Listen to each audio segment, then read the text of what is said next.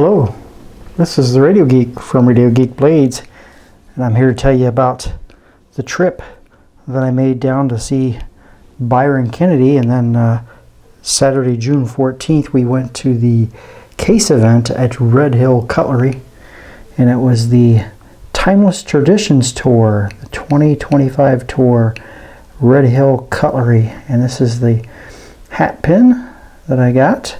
Also got a little case hat as well, and of course a couple of pocket knives, which I'm going to show you now. The first knife that I picked up was one that Byron got for himself as well. We both kind of decided that the actual case event knives were just ones we really didn't want to get when we were more interested in this one.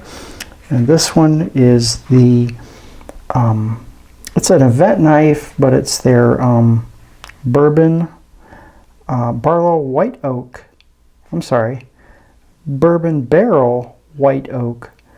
wood smooth muskrat. That's a mouthful. Muskrat SS for stainless steel, number 52818, and it was made 5/12 of 25. So let's see what this looks like. First of all, I kind of decided I wanted to get this one because it was a muskrat, and I don't have any case muskrats. And the other knife, I believe, the red one was a mini trapper, and the other one was I think it might have been a copper lock. I can't remember. But anyway, I figured I'd get the muskrat because I didn't have any muskrats that are case knives. And so we just got our two identical blades here. Very nice. These clip point blades on both sides, both the same. You see the edge there. And they actually line up pretty good, actually. They're pretty much right in there, you can see that. What I really liked about it was the white oak wood was really nice, and I really thought it was cool that it had the barrel on it with XX on the barrel itself for the shield.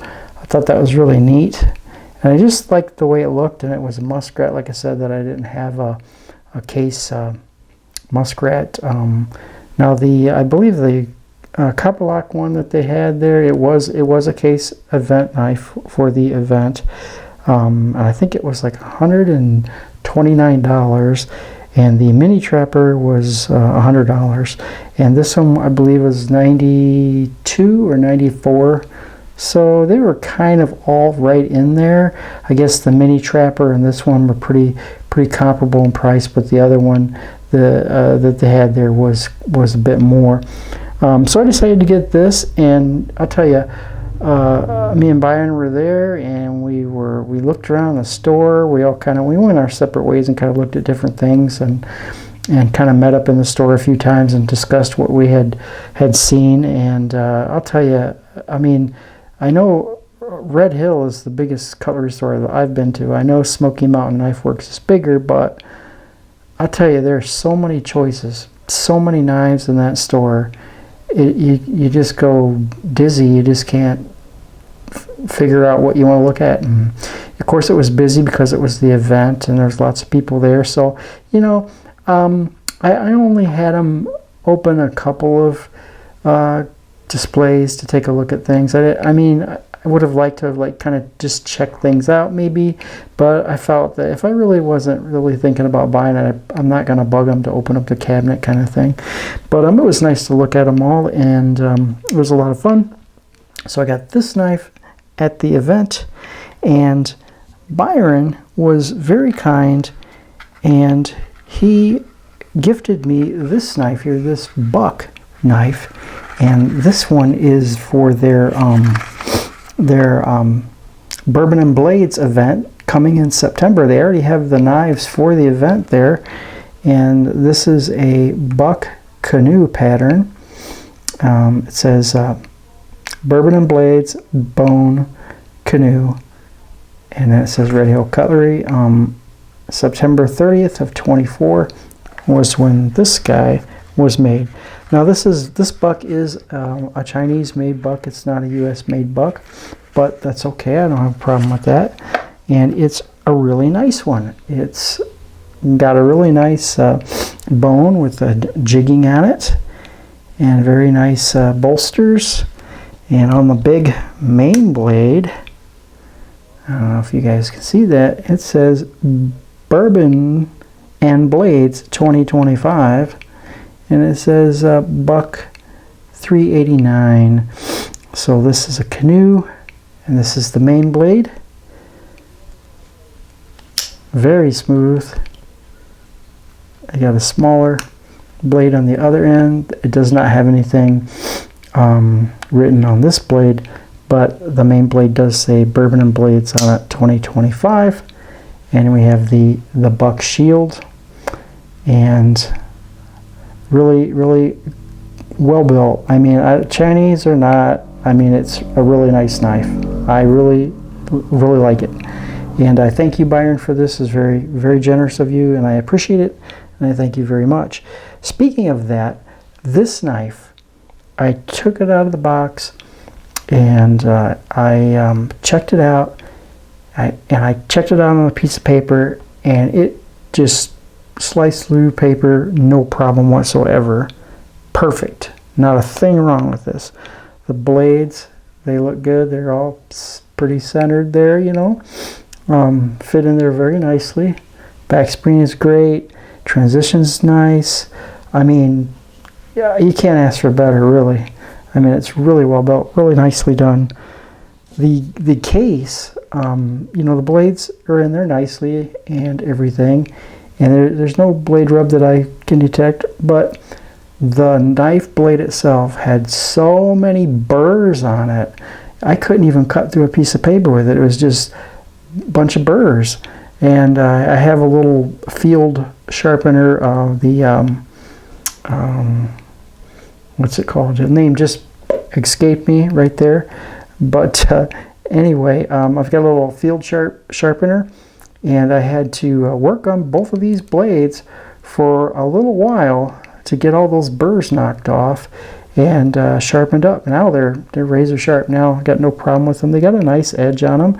I mean, as far as like the grind and everything, that's not really bad. But man, the burrs were just I mean, just I couldn't believe how much burring there was on there that I wouldn't even get through a piece of paper. It would like catch, you know. And you know, I've had that before where I've got knives and I've had to, you know, either kind of sharpen them lightly or maybe strop them or whatever. But yeah, both of those blades had lots of burrs on them. But I got it straightened out. It was no problem. But this buck here, right out of the gate, was didn't need to do anything to it. It was ready to go, ready to work.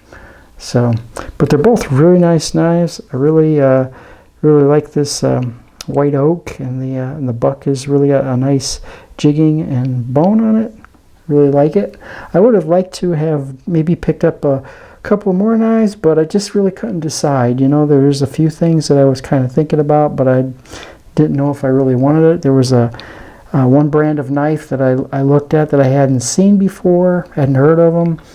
It was an Italian-made knife, and I had them open up the case and took a look at it, and once I got it in hand, it was like immediately I determined that it was just total junk, and they were on sale, and that's probably why. But yeah, other than that, I didn't really pull anything out and look at it. They had some Benchmades there. They were having their Benchmades there that day. They were 20% off, so they were a little bit discounted, I guess. But they had one that was kind of on a tether. It was the Benchmade 940, and always been interested in that one. And you had this tether on it, and you could flip it and exercise it, and you know, check it out, you know. And it was a nice knife and all, but I just didn't think it was nice enough. You know what I mean? Like, the knife was nice, but that kind of money nice? I don't think so.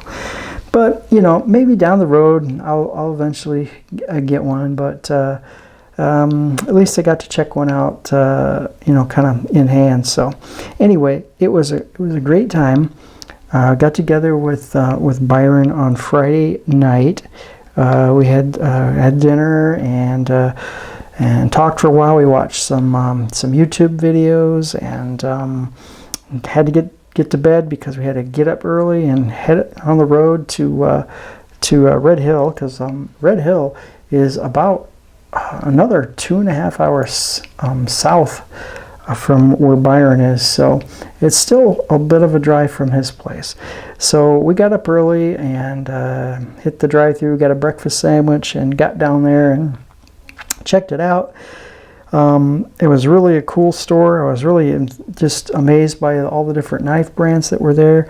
And Byron's like, "Wait, did you check out the museum?" I go, "A museum?" He goes, "Yeah, in the back room there's like this knife museum." So I said, "No, I didn't even notice it was there."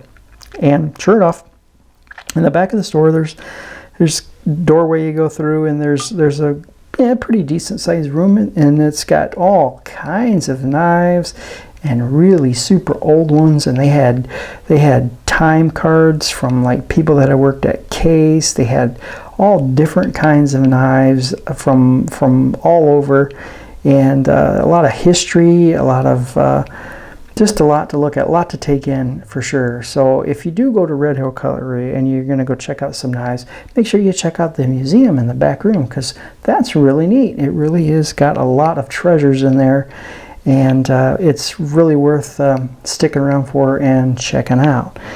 So anyway, I would just like to say that it was just a great time. I enjoyed going down there. Never been to Red Hill before, so it was good to go there and see what they had. And the event was nice, and everybody was polite and friendly, and it was just a great time. Just a great Saturday morning and afternoon down at the knife store there. So if you get a chance, if you're ever around Red Hill Cutlery in Radcliffe, Kentucky, definitely have to stop in and check it out for sure. And I'd just like to say thanks to Byron for all of his hospitality and good company. And it was a great time, and I'm sure we both had a great time. And hopefully we can do it again some other time down the road. So with that, I'll leave you guys. This is the Radio Geek from Radio Geek Blades.